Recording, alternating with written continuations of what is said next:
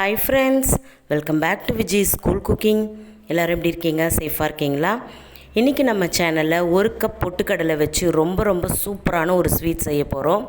எல்லாருக்கும் ஃபேவரட்டான 90's kids ஹல்கோவா தான் செய்ய போகிறோம். இது எத்தனை பேர்லாம் நீங்கள் சின்ன வயசில் டேஸ்ட் பண்ணியிருக்கீங்க அப்படின்னு மறக்காமல் கமெண்ட் பண்ணுங்கள். நானும் டேஸ்ட் பண்ணியிருக்கேன் சின்ன வயசில் ஸ்கூலுக்கு போகும்போது. ரொம்பவே டேஸ்ட்டாக இருக்கும். பெட்டி கடையில் விற்பாங்க இந்த பால்கோவா. ஸோ அதை நம்ம வீட்டில் எப்படி செய்யலாம் அப்படின்னு சொல்லிட்டு வீடியோவில் பார்க்கலாம். ரொம்ப சிம்பிள் தான். ஜஸ்ட் ஒரு 3 இன்க்ரீடியன்ட்ஸ் இருந்தால் போதும். இந்த சூப்பரான ஹல்கோவா ரெடி பண்ணிடலாம். இப்போ தான் நம்ம சேனலை புதுசாக பார்க்குறீங்கன்னா வீடியோ ஸ்கிப் பண்ணால் முழுதுமாக பாருங்கள். பிடிச்சிருந்தா சப்ஸ்கிரைப் பண்ணிக்கோங்க. இப்போ வாங்க வீடியோக்குள்ளே போகலாம். நான் 1 கப் அளவுக்கு பொட்டுக்கடலை எடுத்திருக்கேன். அதை ஒரு மிக்ஸி ஜாரில் சேர்த்துருங்க. அதே கப் அளவுக்கு சர்க்கரையும் எடுத்திருக்கேன். அதையும் மிக்ஸி ஜாரில் சேர்த்துக்கோங்க. 1 கப் பொட்டுக்கடலைக்கு 1 கப் அளவுக்கு சர்க்கரை சரியாக இருக்கும்.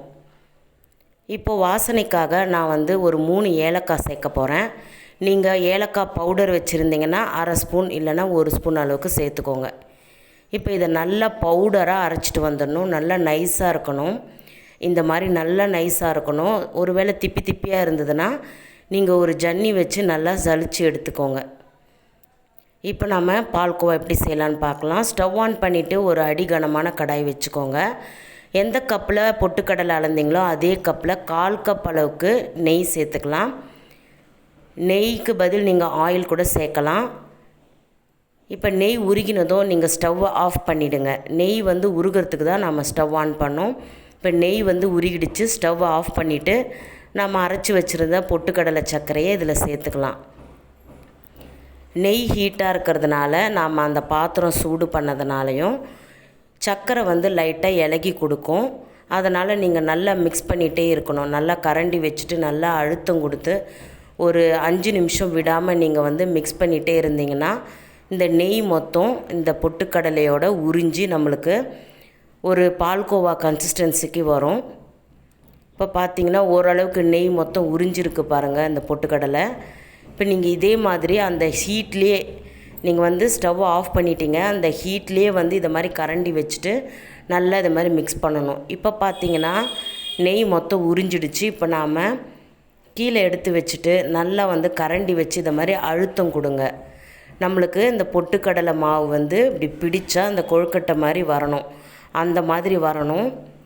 இப்போ கரண்டி ஒன்று வச்சுட்டு நல்லா இதை மாதிரி நீங்கள் அழுத்தம் கொடுத்து நீங்கள் கிளறி விடும்போது லைட்டாக ஆறும். அந்த நெய்லாம் இறுகி சர்க்கரைலாம் கொஞ்சம் இறுக ஆரம்பிக்கும்.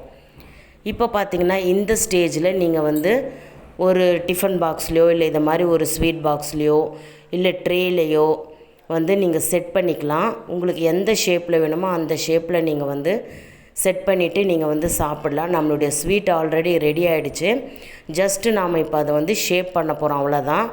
நான் ஸ்கொயர் ஷேப்புக்காக இந்த ஸ்வீட் பாக்ஸ் எடுத்திருக்கேன். இதில் இதை மாதிரி ஒரு சைடாக நீங்கள் நல்லா இந்த பொட்டுக்கடலை சர்க்கரை அதெல்லாம் நல்லா இதை மாதிரி அமுக்கி விட்டுருங்க. நல்லா கை வச்சுட்டு நல்லா அமுக்கி விடும்போது அது நம்மளுக்கு செட் ஆகிடும். இப்போ வெதன்னு இருக்குது. ஆறுனதுக்கப்புறம் நம்மளுக்கு நல்லா செட் ஆகி வந்துடும்.